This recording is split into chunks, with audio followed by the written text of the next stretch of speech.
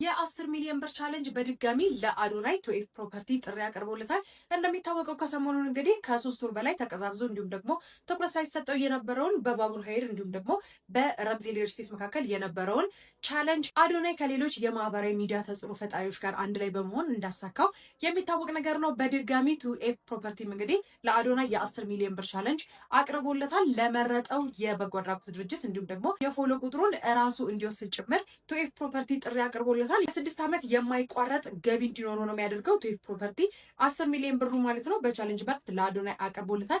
አዶናይ ጥሪውን ይቀበላል እንዲሁም ደግሞ የሚመርጠው የበጎ አድራጎት ድርጅት ማን ነው የሚለው ነገር እስካሁን ድረስ አልታወቀም። አዶናይም በይፋ ይህንን ጥሪ መቀበሉን እስካሁን ድረስ ምንም ነገር አላለም። አዶናይ ይህንን ቻሌንጅ የሚቀበል ከሆነ የትኛው የበጎ አድራጎት ድርጅት እንዲረዳ ትፈልጋላችሁ? እንዲረዳ የምትፈልጉትን የበጎ አድራጎት ድርጅት ኮሜንት ላይ አስቀምጡልኝ። በአዳዲስ መረጃዎች መለሳለሁ። የፕላስ ምልክቷን ተጭራችሁ ቤተሰቡ ነው። መልካም ቀን